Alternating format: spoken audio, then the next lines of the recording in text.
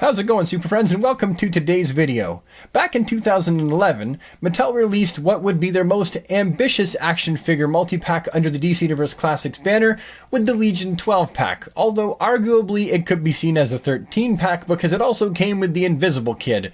Although, for those of us who did open up the Invisible Kid side of the package, he would also have to be Intangible Kid as well.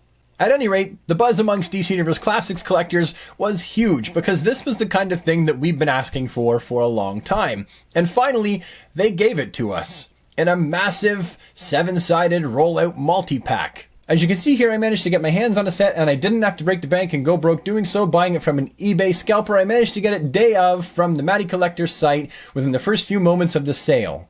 Today we're going to have a look at all 12 figures and the Prodi slug and the 24 karat gold plated Legion flight ring. So let's get into it. So first of all, I want to talk about the Legion flight ring that they packed in.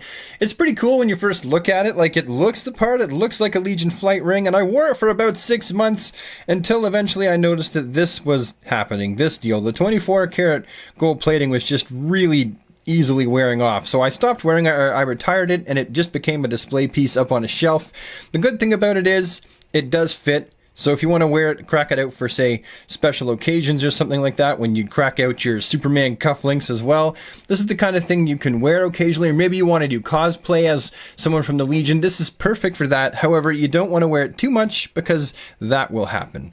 So that's the ring, and here's the Prodi, looking like he just freshly climbed out of somebody's arteries and onto my display table. Oh goody! But I wanted to display him alongside some other smaller Mattel DC characters just to show you how tiny he is. Mattel is no stranger to making really small pack-in characters, and Prodi is, as far as I can see, definitely the smallest. If we just turn him around and have a little peek here, I have to confess something. I don't remember which side is the front and which side's the back. They both look kind of the same. Which one's the butt and which one's the belly? Does Prodi even have a butt? Anyway, so that's what Prodi looks like up close. And next we have Earth Prime Superboy, arguably the most familiar character in the box set to most people.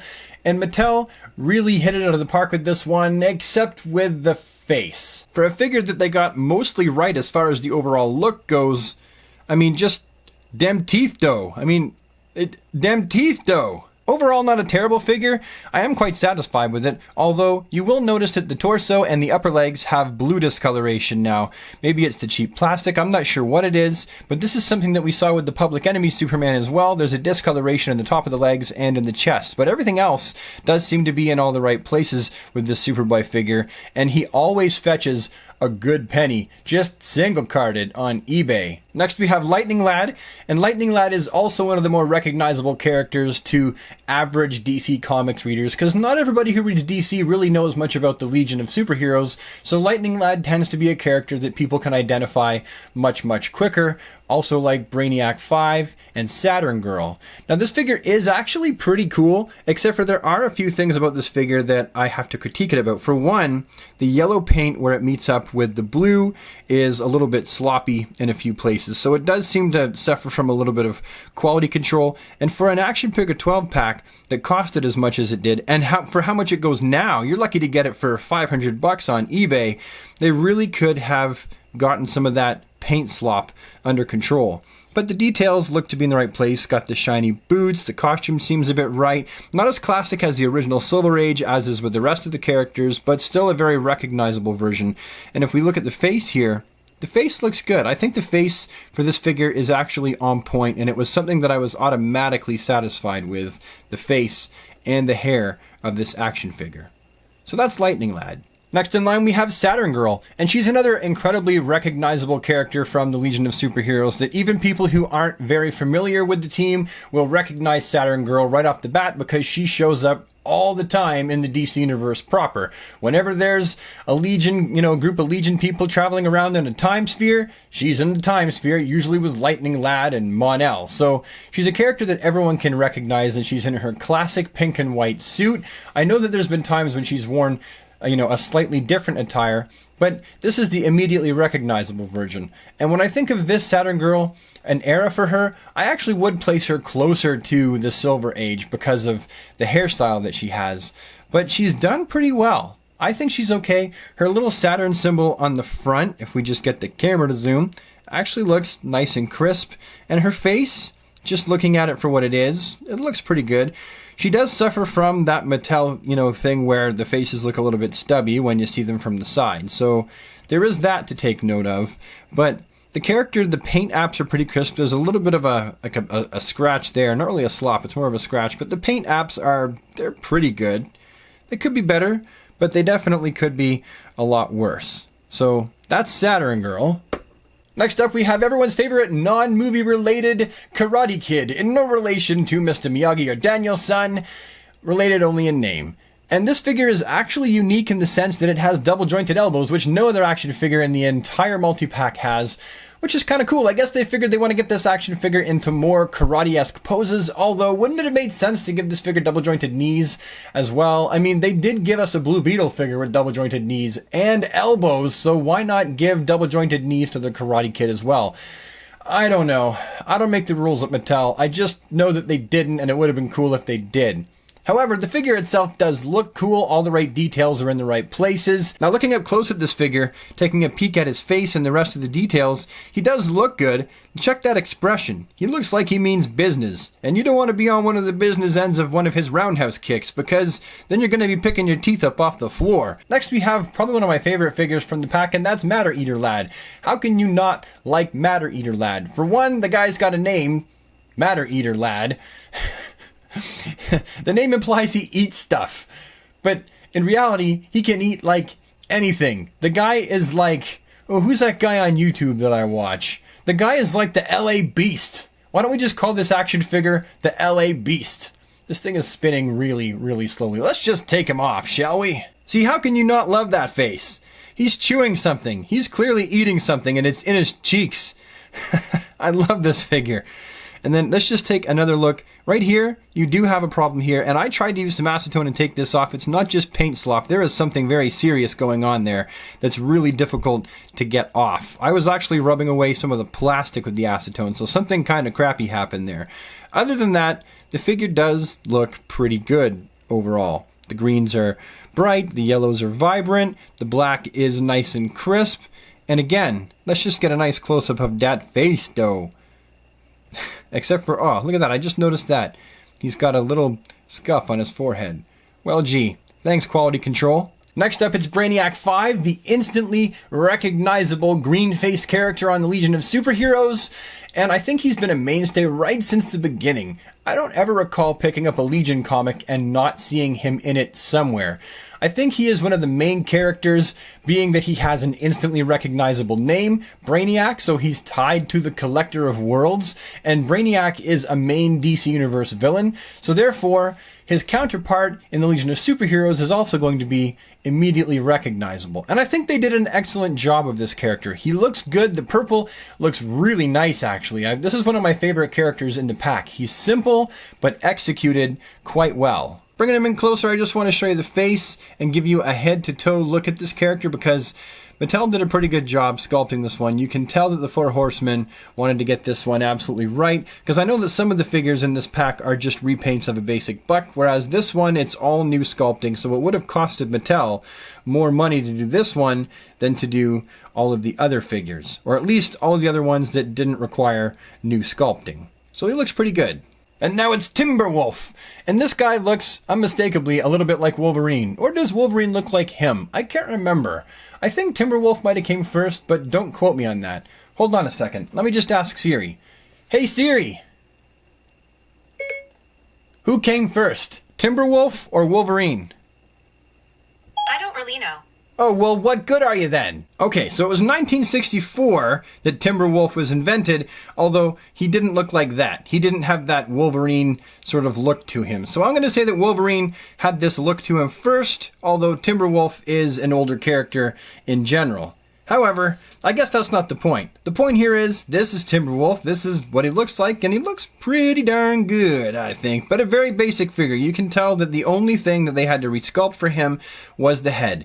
So he would have been pretty darn cheap for Mattel to do. And I think, honestly, that's what made this box set possible. you had some figures that required so little resculpting that they were able to give us such a large amount of figures. If every figure needed new sculpting, oh my god, tooling is expensive, people. Tooling is very, very expensive. Anyhow, very cool figure, and this is Timberwolf. Next we have Cosmic Boy.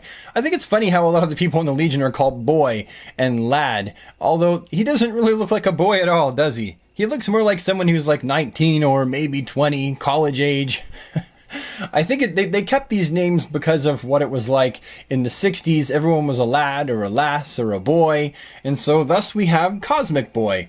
And you know what? He takes a lot of guff for his black and pink outfit, his uniform, but I actually happen to like it. I think it takes a real man to wear pink. There was a joke in there somewhere. Don't hate me for being not funny. Anyhow, this is the look of the figure, and I think he looks pretty good. I think he looks accurate to the time period that they're trying to depict. I'm not a big fan of the teeth on his face here. I could have gone with a more normal, very flat, straight expression other than the teeth. He seems to have fallen into the same Mattel doesn't know how to do teeth very good pitfall that Superboy fell into. But other than that, I like him. Now, as far as the paint apps go, they can be just a little bit sloppy around the neck. So that's, you know, a thing. However, they do redeem themselves in the fact that the little squares on his abs look pretty good. And there's a bunch of new sculpting. For one, the top of his gloves have new sculpting. And then the top of his boots have new sculpting. So there's that. However, the rest of the torso and everything else is just regular old small male DC Universe Classics buck. But for what he is, I think he looks pretty darn good. Especially when I don't have him blurry anymore. Next, it's Ultra Boy. And he's actually taller than the rest of them. Hold on, let's just adjust the camera just a smidgen. He's taller than the rest of them. He actually uses a regular DC Universe Classics average size male buck build. So I don't really know how I could look at this character and think, boy. I tend to look at him and think something along the lines of one of Robin Hood's merry men, or possibly if you're Canadian, I think of Rocket Robin Hood. However, he is accurate to what he looks like in the Legion of Superheroes, and I gotta tell you, who doesn't love this character's sideburns? Holy jeez, stand still, kid. Why are you shaking everywhere? Looking at him a little bit closer here, we're just going to take a moment to appreciate the majestic glory of those sideburns. You know what? He actually looks like he should have been playing drums in a band called The Monkees way back when. Hey, hey, we're the Monkees! Always monkeying around. Next we have Wildfire, and he looks pretty good. The orange is nice and orange, and the red is nice and red, and they've sculpted on a new neck piece and a new head, and the top of his gloves are new, and the top of his boots are newly sculpted. So there is some newly sculpted parts of this figure, and the color scheme looks to be about right. Looking at him a little bit closer, the symbol on his chest is nice and crisp, and that would have been a shame if there was paint slop in that star and wings, but it looks pretty good. And then you've got his face here, the sculpting of his helmet. Now, that's a bit damaged, but that's me. That didn't come in the package that way. I bumped it when I moved because I had to pack up all my DC Universe Classics, and it was actually me when I dropped him. You got just a little bit of shading here on the red. You can barely see it, but mine does have just a little bit of shading there. And then you've got the lines here, though, where the red and the orange meet. They could be just a little bit crisper, and they're not. But overall, the figure does look good. Clearly, he's a Superman fan because he's got a Superman belt. And then you've got the tops of his boots, which, again, maybe it won't show up quite as much, but there is just a little bit of shading in the tops of his little Buccaneer boots there. So he's actually a pretty good addition to the box set, and for me, he's one of my favorite ones to look at on the shelf. I don't know how much they could have gotten away with selling him as a single-carded figure. However, he does do quite well as part of the multi-pack. Next, we have Chameleon Boy, one of the more simple but effective figures in the box set. He's very, very simple, as you can see. This paint scheme is like that purplish color with the yellow. However, he must have a newly sculpted torso because you can see that his shoulders here have those bits that hang over the top. Taking that close-up of the face here, the eyebrows look nice. He's got the little antennae poking out and they're nice and crisp. His face is actually painted really, really nicely. One of the figures that this could have gone horribly, horribly wrong, and they just managed to get it right. So good for them. And like I said, there is some new sculpting here in the shoulders. This isn't just your average small buck, but they've gone ahead and added these to them. So there is that. Other than that, he really is just your basic looking small male DC Universe Classics buck.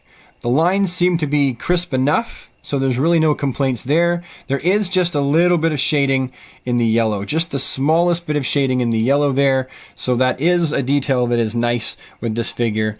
And again, not much to him, but he is effective looking, and I like him a lot. And now finally, finishing off the video, we have Colossal Boy. And he's had a few distinct looks over the years. I am happy with this version that they chose. I like the hair out version of this character. And I'm glad that they chose to make him really big. I know that some people come and they look at my action figure collection and they're like, why is he so big compared to the rest of them? And they'll do the same thing with the other larger figures as well. And I have to kind of explain, well, that's his superpower. He can actually grow really big, thus the name Colossal Boy, because he can become colossal.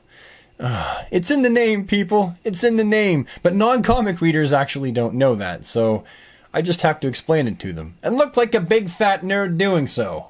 People already think I'm kind of immature for collecting toys. Now they just think I'm stupid because I have one that's way too big compared to the rest of them. Oh my god, am I still talking? Yes, I am. Colossal Boy is so big, in fact, that he dwarfs all of the rest of the characters in the Legion 12 pack by a long shot. He's almost twice as tall as the rest of them. Colossal Boy looks good enough close up. He's got a newly sculpted belt there and chest piece. If we can just go all the way around there and let you have a better look at it. It's a nice soft rubber here. So, you know, it's kind of nice that they chose this outfit because as far as translating into DC Universe Classics form and for the time era, I think this was the way to go. Anyhow, super friends, that brings this episode of Action Figure Show and Tell to a close. So thank you so much for taking the time to surf on over to my channel and have a little peekaroo at what I had to show you. If you like this video, please take the time to leave a thumbs up, and any comments you have, you can leave them down below. Also, if you'd like to see more of my sort of content show up in your inbox, just hit the subscribe button and remember to ding the bell so that you never miss a video, and I'll see you in the next one. Thank you so much for watching. Have an awesome day, super friends. Take care.